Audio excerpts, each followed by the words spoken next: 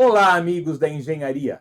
Este é o AEJ Conecta, o seu canal de aperfeiçoamento profissional da Associação dos Engenheiros de Jundiaí. Dando sequência ao tema da energia fotovoltaica, continuamos com nossos convidados do primeiro e segundo episódios, onde tratamos da legislação e equipamentos para armazenamento de energia elétrica. Hoje, vamos falar sobre o mercado desta atividade. Ele tem reagido de maneira positiva? A legislação incentiva investimentos da iniciativa privada? Não assistiu os vídeos anteriores? Acesse o AEJ Conecta através do site www.aej.org.br. Logo na página inicial, você vai ver o link de acesso. Este e muitos outros temas ligados à engenharia para você aprimorar os seus conhecimentos. Carlos Orlando, Geraldo, Carlos Trota e Lucas, mais uma vez agradecemos a presença de vocês aqui no AEJ Conecta. E mais uma vez passo a palavra para o Carlos Orlando para que faça suas considerações iniciais sobre o tema de hoje. Bom, colegas, com relação à parte primária, básica, antes de falar a parte do armazenamento, havia toda uma rede.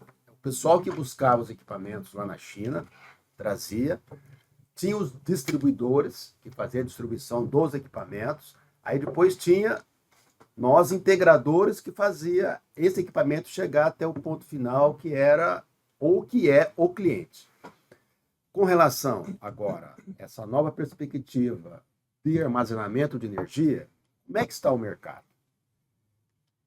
Então, Carlos, o mercado tem já mudado, tem dado bastante sinal de uma mudança bem, um ponto de flexão mesmo, uma mudança bem agressiva, tá? Porque desde o ano passado a gente percebe um crescimento muito grande nos sistemas de baterias, em todas as cadeias, tá? Desde o residencial até os sistemas de média tensão. A gente tem ouvido falar muito de BESS.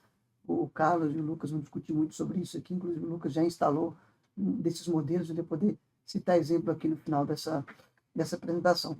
Mas o mercado ele tem, por conta de tudo aquilo que a gente discutiu nos dois primeiros vídeos, né, nas duas primeiras discussões que nós tivemos, essas mudanças de legislação, essas questões do encarecimento ali, da injeção de energia, a inversão do fluxo, tudo isso vem criando um cenário muito positivo para a implementação de sistemas com baterias. Tá? Só que, como a gente falou anteriormente, é um mercado que ele é mais complexo, tá? Ele exige uma maior capacitação. Então, a gente, como uma missão nossa lá dentro do canal Solar, por exemplo, a gente tem um treinamento já de mais de 4 anos só para a parte de armazenamento de energia, onde a gente mostra toda a parte desde regulação até cases práticos de off-grid, de um sistema menor para um residencial, para uma micro-rede, para um BESS, para sistemas de maior porte, para fazer peak shaving, para fazer time shift, porque a gente percebe que no mercado há um gap de conhecimento ainda para trabalhar com isso. Não é tão simples como ficou lá o on-grid. Então, a gente tem muitas variáveis, a gente vai discutir ao longo desse bate-papo, mas são muitas variáveis que fazem com que o mercado ele tenha que estar mais preparado tecnicamente para poder ser implementado. Perfeito. O que dá para ver muito também, né, Geraldo, dentro da cadeia, né, do solar, que nem com o grid, você sempre teve lá o fabricante, né, principalmente China, né, os fabricantes, distribuidor no Brasil comprando do fabricante, vendendo ou interfaceando essa venda para o consumidor final através do instalador. Então, o instalador sempre foi importante para o distribuidor na venda para o consumidor final. Então, essa é muito a cadeia do solar, que continua ainda hoje com bateria, ainda continua, né, quando se fala em projetos mais residenciais. Então, essa cadeia continua, né, onde o instalador ele é o vendedor para o consumidor final daquela casa A, B ou C. Né? Então, ainda existe essa cadeia. Por que essa cadeia ainda não deslanchou ou não gerou muito mais demanda do que já poderia estar? Justamente o que o Geraldo falou, falta de conhecimento. Né? E o que a gente tem visto muito no Brasil, a gente tem corrido várias partes do Brasil aí com eventos, com roadshows, treinamento e tudo mais, a gente vê que ainda falta a capacitação do distribuidor para entender melhor qual que é como é essa tecnologia, como ela é colocada, como ela é feita, né, como ela é desenvolvida, e também para que ele possa treinar o instalador. Né? Então, tanto o distribuidor quanto o instalador falta conhecimento de como vender, argumentos de venda e a questão técnica também. Muitos distribuidores têm uma estrutura técnica muito boa, mas eles estão em aprendizado ainda, né, de como vender e de como trabalhar isso. E o instalador é pior ainda, porque ele não tem muitas vezes um corpo técnico, né, a não ser os grandes EPCs, os grandes instaladores, mas a maioria deles não tem essa estrutura técnica de conhecimento. Então eles têm que buscar em algum lugar. Né? Canal solar é fundamental para esse conhecimento também, mas o que é muito importante dentro dessa cadeia, a gente criar, dentro da cadeia, fabricante, distribuidor, até chegar no instalador, treinamentos técnicos para que isso chegue mais rápido para o instalador, para que ele possa transferir isso para o consumidor final com segurança. Né? E voltando, por que não se vendeu mais ainda? Né? Por que a demanda não cresceu do jeito que a gente quer hoje, que vai crescer muito exponencial? Por essa falta de conhecimento do instalador. Né? O instalador, ele não conhecendo, ele não chega no cliente final, não sabe como vender tecnicamente, não sabe como instalar, então a gente precisa focar e ele muito. fica com medo de oferecer. Fica aí com ele medo não de oferecer, oferece, porque é um sistema desconhecido para ele. E aí, às vezes até descredibiliza. É. Para poder se proteger. Ah, não. Isso aí não funciona, né? Tem muito isso, Caro cara. pra caramba, não vai valer pra nada. Lá no futuro vai Exatamente. valer, quando eu conhecer. Então, mas isso que o Carlos está falando, o pessoal que faz a distribuição, né? Uhum. que é o elo dos instaladores, que tecnicamente chama integradores, não é isso? Sim. Integra o cliente final com o distribuidor. Uhum. O distribuidor também ele tem que ter um respaldo técnico, Sim, né? perfeito. Porque na hora que você instala um equipamento, um conjunto desse, tem alguma dúvida, como é que eu vou fazer? Perfeito. Né? Com o convencional, ainda tem. Né? Liga-se para alguns fornecedores, eles, olha, estou com um problema aqui, então faz isso, estou com um problema ali e tal. Parece-me que, com relação à parte de armazenamento e principalmente de BES, vamos chamar assim, né? Que é para atender o comércio, a indústria, parece que falta ainda esse corpo técnico ter um punch para chegar e falar, ó, vai lá, que qualquer dúvida que tiver, eu estou aqui, esclareço tal. E eu enxergo da seguinte forma. No mercado sem armazenamento, onde a gente, como instalador, construía um gerador, que é literalmente a montagem dos painéis, do inversor, a integração disso e depois do inversor com a rede, a gente conceitualmente constrói um gerador e conecta ele em paralelo com a alimentação do imóvel que já vem da rede. Quando a gente fala em colocar um armazenamento no meio dessa história, muda-se completamente o cenário. A gente precisa até levar as dores para o distribuidor, porque às vezes o próprio distribuidor não enxerga o que tem lá na ponta também. Então, o mercado ele começa a se inverter também, ou melhor, ele precisa ser mais cooperativo, até para o próprio distribuidor entender que solução que ele consegue trazer para atender essa demanda. Porque às vezes o integrador, ele não sabe não entende, talvez, muito bem das especificações técnicas dos equipamentos, mas ele entende a dificuldade que é na ponta de uma instalação mal feita, de um imóvel antigo, de uma infraestrutura de um imóvel que não seguiu a 5410, não seguiu norma nenhuma, e ele está diante daquele cenário para fazer a integração dessa solução nesse local. Então, mais do que nunca, é uma via que a comunicação entre instalador e distribuidor é muito importante. E nesse cenário, viu, Lucas, o que está acontecendo com o distribuidor, né, que a gente tem muito contato com distribuidores, eles estão começando a tentar entender o que vai ter demanda do mercado. Então, isso que falta ainda para o distribuidor e que nós, como fabricantes de bateria, a gente tem tentado mostrar isso para o distribuidor. Olha, qual é o nicho que vai crescer mais inicialmente, quais as potências que vão ser mais vendidas. Tudo isso é muito importante do fabricante levar para o distribuidor, para que ele possa levar um instalador com informações corretas. Para que ele monte essa estrutura para poder dar esse apoio. O que falta ainda, o que está faltando no mercado? A gente vê que falta de equipamentos. Né? Não da bateria Dynes, mas muitos inversores faltam porque os distribuidores ainda não compraram a solução correta que ele tem para o mercado dele. Então, isso é uma coisa que, em breve, a gente espera que se equalize isso, né? Que ele saiba exatamente qual a tecnologia que ele tem que trazer e trazendo isso para o mercado, para o instalador vender, né? E baseado no que o Lucas falou, que tem que ter mais conhecimento, mais uma cooperação, né, entre a cadeia, o que a Dynes tem feito em relação ao pilar de crescimento da Dynes no Brasil, né? Nós temos 3 pilares, basicamente, que é importante ressaltar, que a gente cita, que é capacitar, entender e solucionar, né? São os 3 pilares que a gente está usando muito. E o que é o capacitar? É capacitar distribuidores e instaladores nas novas tecnologias, né, para que eles entendam o que está sendo colocado no mercado, como funciona e como vender comercialmente, né? O segundo pilar, entender, né? Entender o que, principalmente para o instalador, que ele tem que entender a real necessidade do cliente, que são diversas para armazenamento. Então, ele tem que entender da tecnologia que ele está oferecendo e da necessidade do cliente para casar. Quando ele consegue esse casamento, pronto, ele fez uma boa venda. Quando ele não consegue essa junção, não vai ser uma boa venda que vai trazer problemas para a cadeia futuro. E o terceiro pilar é o solucionar, né? Uma vez capacitando, entendendo a real necessidade do cliente, entendendo as tecnologias, entregar a solução Dynes correta para o cliente final através do distribuidor e do instalador.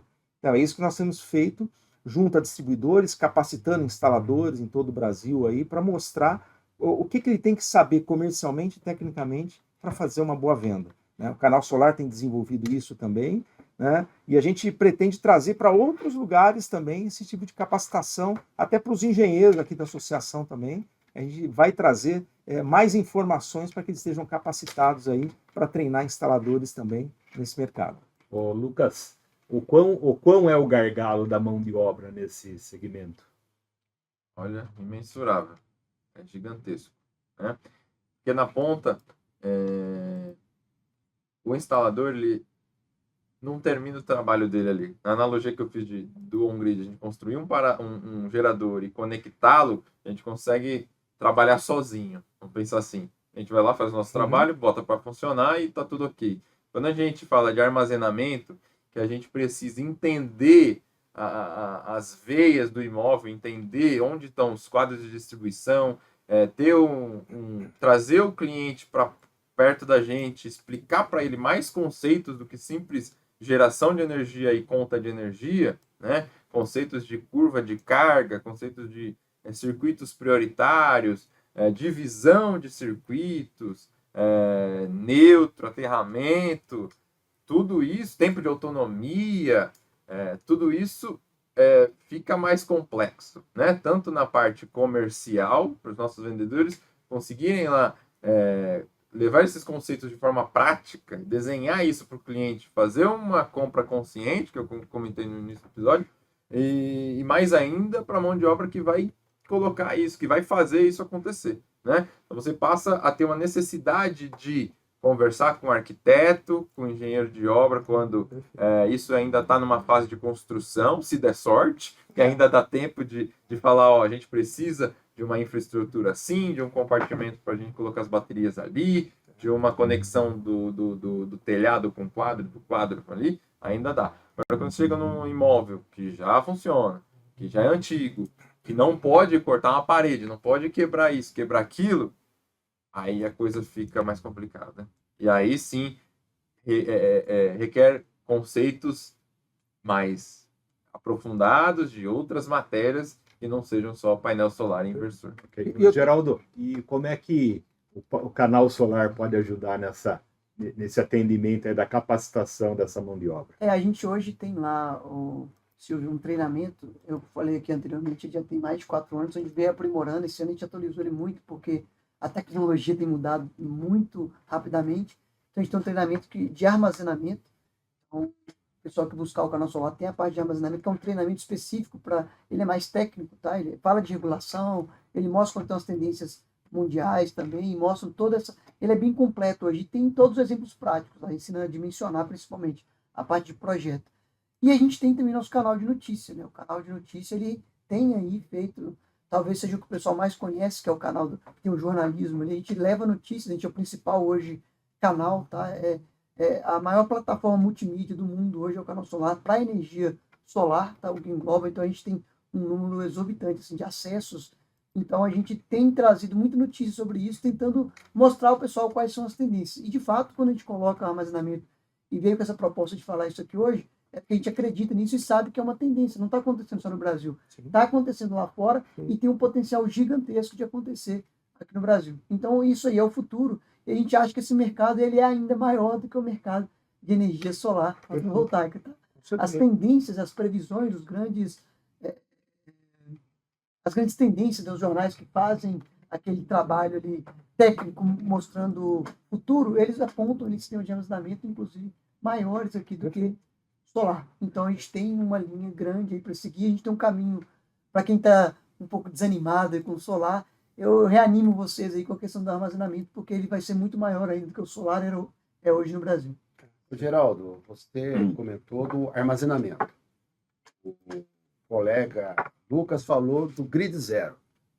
Vocês têm um treinamento também para o grid zero em separado ou ele faz parte do armazenamento? A gente tem hoje dentro do armazenamento como se fosse uma disciplina ali, né? um módulo para grid zero, né? Então a gente tem um módulo que ensina principalmente sistemas comerciais e residenciais, os menores, para grid zero, e para quem quer se especializar em grid zero, a gente tem um treinamento só para sistemas sem injeção, que é um curso focado só para não injeção. Tá? E aí todos os nossos treinamentos a gente oferece ali uma planilha financeira, algo para a pessoa conseguir calcular a viabilidade, verificar como que está essa parte de se eu consigo investir ou não. E só adiantando uma notícia para vocês, boa parte dos tipos de investimento com armazenamento hoje, eles são viáveis. Óbvio que em alguns pontos ali não dá viabilidade, obviamente a gente tenta buscar uma outra solução, mas isso a gente volta lá no ponto que a gente tratou no episódio anterior. Tá? O armazenamento não é só fazer backup, tá? Ele não é só fazer time shift. Para você dar mais viabilidade para o cliente, é unir tudo aquilo que o Lucas e que o Carlos Trota falaram aqui. Você tem um backup, você tem uma hora ponta que você pode cobrir, e você tem um outro ponto que ele não é mensurável economicamente, que é a questão que a gente fala de segurança energética. A gente viu o que passou aqui em São Paulo nos últimos 2 anos, tem sido frequentes, né? A pessoa que imagina criança em casa, e fica ali susceptível a ficar, né? Você fica ali exposto a ficar 4, 5 horas sem energia, imagina. Tá? Isso aí não tem valor econômico, não tem preço, né? O que você deixou de estar com as crianças impacientes em casa, sem luz. Então tem toda essa questão que tem que ser jogada ali na balança na hora de vender um sistema de armazenamento. Custos indiretos, né? Custos indiretos. Parece que sobre isso, colega, você atendeu a dor de um cliente do condomínio lá em São Paulo. Sim. O que seria? Que dor é essa? A gente tem um case bem interessante, inclusive a gente tem um vídeo bem completo no canal Solar, que a gente fez em parceria lá. Primeiro imóvel residencial do Brasil com aquela solução que é um BESS, né? Que já são baterias de alta tensão, então um pack bem expressivo de baterias, com sistemas ali de refrigeração, de segurança, de sensor de umidade, de fumaça, extintor de incêndio automático, tudo isso num gabinete, num container, né? E integrado à casa, né? Isso foi também uma segunda solução, porque a gente já tinha instalado um sistema híbrido com armazenamento conectado na rede, com toda essa dificuldade de separar as cargas que vão receber a energia da bateria numa falta de energia da rede ou do solar, né? Porque é isso na prática que acontece no híbrido. A gente precisa elencar o que o cliente quer que seja prioritário para chegar numa viabilidade econômica, num tamanho de sistema que atenda a ele. E aí, num segundo momento, a gente desconectou esse sistema e acoplou um sistema maior, com muito mais funções, mais inteligente, mais seguro, né? Que atendeu todas as expectativas do cliente. Hoje ele tem a casa 100% conectada naquele BESS, né, que a gente fala. E quantas horas ele tem de autonomia? Esse caso, a Enel, lá em São Paulo é Enel, né? Enel. Esse caso, a Enel, agora no período de verão, que é um desastre, a gente fala que lá a rede, quanto tempo a ele gente tem? Brinca que agora a rede virou o backup, porque ele nem precisa da rede. Ele consegue ser autônomo a ponto de toda a energia que ele usa durante a noite, a gente ter armazenamento para poder suprir isso, né? Às 12 horas, 20 horas é o nosso cálculo de autonomia total, né? Só que ele tem 80 painéis solares em cima da casa que recarregam esse banco de baterias em 3, 4 horas de sol pico, né? Então, o que ele usa de noite, de dia, o sol reabastece. Então, a gente fez essa estratégia de descarga. Então, todo dia à noite ele usa da bateria, não usa da rede, 50%. E a partir do momento que começa a ter geração, antes de exportar para a rede, o sistema recarrega essa energia. Então, a rede fica lá parada. Quando ele tem um excesso de consumo que o solar não dá conta, aí ele usa da rede. Quando ele tem um excesso de produção que nem a carga consome e as baterias já estão cheias, aí sim ele exporta para a rede. Então a rede agora está na terceira linha. Primeiro é solar, depois a bateria, depois vem a rede. Então ele pode ficar sem a rede quanto tempo ele quiser. Então, provavelmente, esse cara está pagando só o custo de disponibilidade, é Exatamente. Exatamente. E eu convido vocês a assistir esse vídeo, ficou bem legal, tá? E tem bastante acesso, o pessoal gostou bastante. Tem esse vídeo lá no YouTube do Canal Solar. Então a gente é uma casa, né? Uma casa de alto padrão. É uma casa de alto padrão com um sistema de grande porte que ele está basicamente autônomo, né? A rede vai ficar ali, se o cara ficar uma semana com o tempo muito fechado, não tem geração nenhuma. Fechado, horrível de geração. Tudo tem que dar errado para ele comprar da rede hoje. E aí ele tem todo o monitoramento, ele consegue ver qual a carga que ele está puxando da bateria no momento que ele está dependendo dela. Então ele também consegue controlar, fechar suas torneiras de consumo de energia para poder ter uma previsibilidade melhor da autonomia ali daquele banco de baterias. Isso se aplica em qualquer outro sistema híbrido também que tenha um monitoramento decente ali nas questões das informações de acompanhamento, né? Mas esse é um case muito específico, muito legal, que é uma tendência também. Lucas e demais. O Brasil está preparado para a engenharia reversa? Eu tenho um dado bem interessante, não da lógica reversa que a gente vai falar agora, mas assim, que é importante aquilo que o Geraldo falou, né? Para aqueles que estão um pouco desanimados com a energia solar, né? Tem um gráfico, né, da Bloomberg Nef, né, que é uma entidade que faz muitas pesquisas, né? E tem um gráfico que a gente sempre mostra nas apresentações que hoje o Brasil pouco aparece no gráfico em termos de sistema de armazenamento, né? Quem aparece mais na América Latina é o Chile.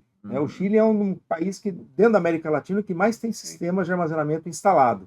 Mas esse gráfico, o que é legal? Até 2030, o Brasil se torna protagonista, né, nos próximos 4 ou 5 anos, em termos de sistema de armazenamento. Então isso é legal mostrar para incentivar o instalador a focar no sistema de armazenamento, que o Brasil realmente vai dominar, né? Então é legal ver esse gráfico para se empolgar, né, com o setor de armazenamento que vai crescer exponencial, né? Nossa própria regulamentação, a gente falou isso no primeiro episódio, mas ela já está tendendo a isso, tá? A MP 1304, que saiu por último aí, ficou muito claro que armazenamento vai ser o futuro. Sim. E é a tendência de estratégia energética ali que tem se votado ali no meio da política. Inclusive então, com subsídios também, né? Subsídios. Tá?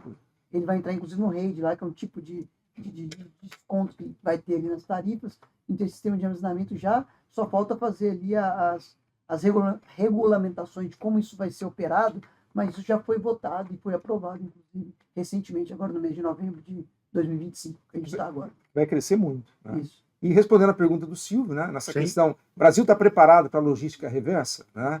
Eu acredito que ainda não, né? Das baterias não, que nem dentro da parte de placas fotovoltaicas, inversores, já tem um processo encaminhando, né? Não a passos largos, né, Lucas, em termos de reciclagem, né, de materiais, mas é um tipo de processo que vai ter que ter no futuro, né? Porque imagina, desde 2012 se colocando energia solar no Brasil, quantas placas já existem que já acabaram, né, e já a vida útil já acabou e agora tendo necessidade de uma reciclagem. A mesma coisa vai ser as baterias, né? Então, se as baterias que a gente usa no celular e nos radinhos portáteis ainda não tem uma reciclagem correta, né, imagina falar de sistemas maiores de baterias que ainda não tem esse sistema, né? A Daine já tem um processo de reciclagem na Europa, né, que a gente quer trazer para o Brasil também, porque na Europa já está há muito mais tempo, né, desenvolvido o sistema de armazenamento, a gente quer trazer para o Brasil. Em breve a gente vai estar mostrando qual seria o sistema de logística reversa que nós teríamos, que é extremamente importante, já que a gente fala em sustentabilidade, né, em transição energética. Acho que é importante esse item estar em discussões como essa que a gente está tendo, e em outras várias, né? É importante se criar também subsídios para uma infraestrutura de reciclagem. né, que no Brasil não é tão normal isso acontecer Mas o como em legal é outros que países. cria-se ali também um novo mercado. Novo né? mercado, Acho novos legal. serviços, né, novos postos de trabalho, que vai ser fundamental para tudo aquilo que a gente quer em termos de clima e sustentabilidade. É importante lembrar também que quando a gente fala de baterias de lítio, por exemplo, a gente tem no mínimo baterias de 4.000 ciclos. Isso vão dar 10 anos, 8 anos, se forem usadas todos os dias. Todos os Então, dias. é um setor que vem acompanhando com uma certa folga de tempo para Sim. poder se estruturar para quando lá na frente vier essa demanda de logística reversa, a gente já está bem preparado para fazer isso, né? Não é Bem- algo que precisa estar vindo estruturado em paralelo já com o mercado, porque são equipamentos, tanto o painel quanto as baterias, de vidas, né, de vida útil muito longas, então tem tempo para a gente poder fazer, mas é extremamente importante realmente. É bem lembrado a questão da durabilidade das baterias, né? Eu Exatamente. queria fazer uma consideração, Lucas. Diante do que você falou, para você implantar esse sistema nesse condomínio, fora, logicamente, esse contato técnico junto com o fornecedor da bateria, um dos problemas cruciais foram a parte de infra do Sim. próprio cliente de adaptação, não é isso? Sim, muito. Que é um dos problemas que com retrofit ou você fazer a instalação, cria-se um problema danado. Talvez até inviabiliza alguns casos. Perfeito. E ontem à tarde, o colega Silvio conhece muito bem a arquiteta e engenheira Rosana, nossa colega. Então, ela tem um escritório de engenharia, né, na parte civil. Nós estivemos conversando, porque ela tem muitos clientes que partem do zero, Uhum. de alto padrão. Sim. Conversamos e ficou alinhavado, ela está avaliando, para que os projetos que ela tem, tipo, às vezes tem projeto com 2 andares, às vezes ali precisa de um elevador, dependendo de quem habita, ou uma pessoa que tem problema de locomoção e tal, que não pode faltar Sim. energia. Perfeito. Então, no projeto 00, Uhum. né, então já prevê essa parte do Infraestrutura. armazenamento, da Exato. infraestrutura, também com relação, você não comentou isso, mas você pode comentar rapidamente, vocês também têm lá algo ligado ao veículo elétrico, né? Uhum. A estrutura elétrica que também é a sua Também especialidade para armazenamento. Também requer Então, nós uma estivemos atenção conversando específica pra nisso, né? infraestrutura. Olha, os projetos que você tem e tal, vamos discutir essa possibilidade, já oferecer para o cliente, porque a partir daí você já cria a infraestrutura para que a gente consiga fazer armazenamento, Perfeito. a instalação de recarga e outras Uhum. coisas mais. Né? A gente vê muito isso não sei se é um problema no Brasil, talvez não, dessa falta de integração dos setores. A gente vinha trazendo aqui entre distribuição e instalação, mas também de integrar os outros, né, Perfeito. os Outros colegas, né? colegas da Da classe. parte da engenharia, Exatamente. principalmente. Arquitetura, Como que a gente- engenharia. Sim. Pode não ser um problema para a instalação se a gente estiver presente na sala de aula dos arquitetos, dos engenheiros civis que cuidam da nossa construção, Sim. se eles souberem que está vindo uma demanda aí de armazenamento que requer uma infraestrutura específica, né, na engenharia elétrica e de automação dos imóveis também, que para armazenamento vai ficar muito complicado mexer em tudo isso se Sim. já não tiver previsto no projeto. Sim. Né? Então é muito importante, mais uma vez, essa questão da capacitação, não só de Ou quem profissional vai de linha ali, levar direto. a solução para campo, mas um passo anterior. Quem promove a educação está integrando isso com as outras matérias também, com os outros profissionais de outras áreas correlatas que vão ali ter que se comunicar em algum momento. Eu fiz o convite para que ela viesse e fizesse essa integração, né, com os especialistas aqui, mas ela já tinha algumas reuniões de trabalho, ela não pôde participar. Mas ela ficou muito bem animada e, pô, eu falei, é uma oportunidade de negócio que você, Sim. porque começa aí, né? Começa aí. Os problemas A gente vê, futuros já a gente resolve vê ali, né? e não é de hoje, a Novos gente vê esse projetos. problema para gás, a gente vê para Sim, rede, a gente vê sim. esse problema para aquecimento, para boiler, para aquecimento de piscina, a gente vê qualquer infraestrutura dentro de um imóvel precisam estar muito bem alinhadas, senão é dor de cabeça, as normas já... E outra questão, né, Lucas? É a questão de custo também, né? Muitas vezes a gente vê no mercado, né, que o instalador ele vende um sistema híbrido com bateria o sistema é entregue na casa do consumidor final, ele vai instalar e cadê a infraestrutura das cargas prioritárias? Não está nem pronta. Só que ele não chegou a comentar para o usuário final que tem um custo para aquilo. Então, ele vai gastar mais para fazer essa infraestrutura e não estava computado dentro do custo. Então, isso causa também uma sensação ruim do cliente final, que o instalador não avisou isso para o cliente, às vezes nem ele lembrava. Né? É outro fator importante. Né? Tá indo pegar a informação, tá indo aprender realmente como faz depois que vendeu, né? E que o esperou a demanda para depois poder se capacitar. E o que o Lucas falou da integração, que era aquele pilar que a gente falou, capacitação, né? Integrar mais íntegros dentro de uma casa, ou engenheiros que fazem comércio, indústria, para estar conhecendo um pouco mais de solar e armazenamento. É importante a gente estar aqui na Associação de Engenheiros, que não tem só eletricistas, tem mecânico, civil, químico, todos, para poder, é interessante isso, eles estarem... Fazer a integração do conhecimento para que cada um... A associação tem esse papel importante. Lá na ponta a gente vai ter que conversar, é melhor que a gente converse essas diferentes áreas, porque são engenheiros de diferentes cadeiras, né, diferentes viés, e juntar todo mundo ali, porque isso aí integra todo mundo. Perfeito. É isso aí. Gente, agora muito obrigado aí pelas 3 aulas que a gente teve aqui de capacitação. Tenho certeza aí que os nossos ouvintes aí vão sair muito mais aprimorados em conhecimento assistindo os vídeos de vocês. O AEJ Conecta agradece profundamente vocês. Muito obrigado. Nós agradecemos. Obrigado pelo convite, Carlos. Obrigado, Silvio. Valeu, pessoal. Obrigado. Até logo, pessoal. Até a próxima. Tchau, tchau.